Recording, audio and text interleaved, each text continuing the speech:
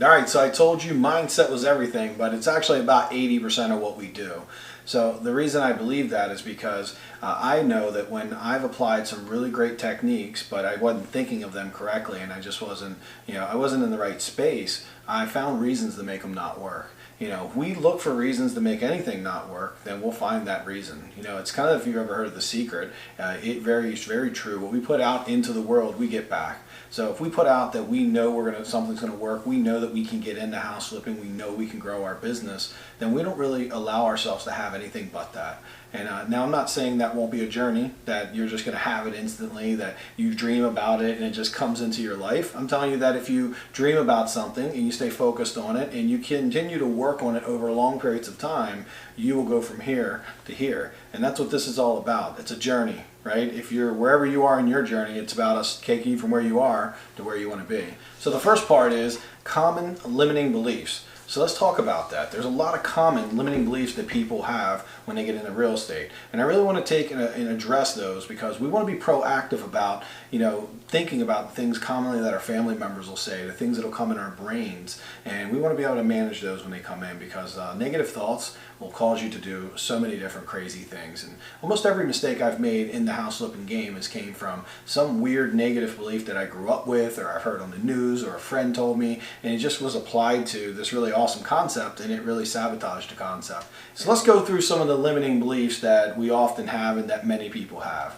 First is, I don't have enough time. This is a really powerful one. I know for me, when I was growing and trying to scale my business, the number one thing I always thought was, if I'm so busy right now and I literally have no time left in the day, then where will I find the time to scale my business and grow it? Because the way my brain would think about it is if I'm spending like every week an hour doing 50 houses a year, then 100 houses a year would mean that I'd have to spend double that time, which logically didn't make any sense because if I spend double the time, then it means I would actually never sleep and I would die, obviously. So the key to this is that when we start thinking, instead of asking the question or making the statement that we can't do something, we start asking the question of how could we do 100 houses a year in the same amount of time, then it helps us find the solution to make this real. So if you're really working hard trying to do your first deal or trying to do your 100th deal, whatever it might be, know that you start with leaving from a statement of I can't do something to a question of how could I do it.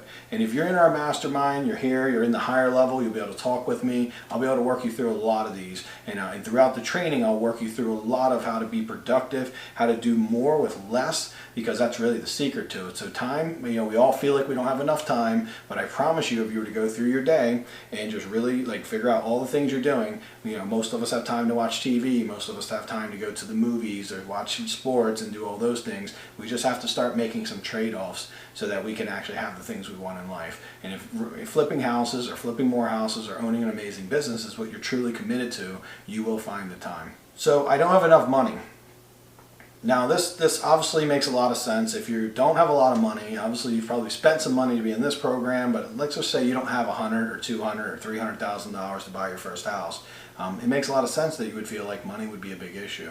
I'll tell you the story of my story. And when I got into this, I was not only did I not have money, I was about $115K in debt, and I was as broke could be. And I really went and squeezed together the money to get my training because I knew if I got this training that I would just make it work. I mean, I felt that in my soul, and I didn't know if I'd be right because I'd never done anything like that. But I didn't have any money. I put it on credit cards. I borrowed. I begged. I did whatever was necessary because this dream was big for me and I really wanted to be part and I wanted to be able to do this. So I took action. Now with that being said, now maybe you've taken action because you're in this program now. You're going to need money to flip a house. And for me, since I didn't have a lot of money, my first house I flipped came from me getting really smart around these systems and starting to understand this business and really studying, because the smarter I became, the more confident I became. And as I became confident, I started attracting people who wanted to invest with me because they see me on an upward trajectory. And when people see you heading up, they want to be part of what's going on with you. So I ended up attracting a partner who had about $600,000 and wanted to do some flips with me. We did a couple, they turned out really well, and that snowballed into us doing about 500 houses together. So just a great relationship. Couldn't have done everything I've done in my life without him.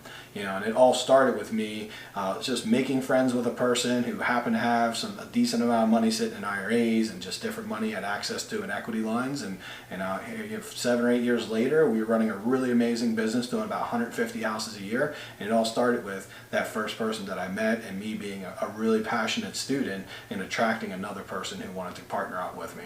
Okay, I'm not smart enough. That, obviously, look, I'm probably less smart than most people who are on here. I mean, on paper, I'm not the smartest guy that exists. I really only went to about the 10th grade. I don't even think I finished the 10th grade. I did eventually go back and get a GED, but on paper, I didn't go to college. I didn't, I did eventually get my high school diploma through like a general education diploma. But, I'm not on paper very smart. I'm not a great test taker. But when I found something I was passionate about, something that I knew could change my life, I became a really avid studier of it because I was motivated. It was the first time in my life I became a good student, because house flipping for me, I knew it could open up the world and allow me to start making a lot of money. So I became a great student, and next thing you know, I found out that, well, I'm not so stupid either, by the way. So a lot of us don't think we're smart, but that comes from us not really just knowing how to do this.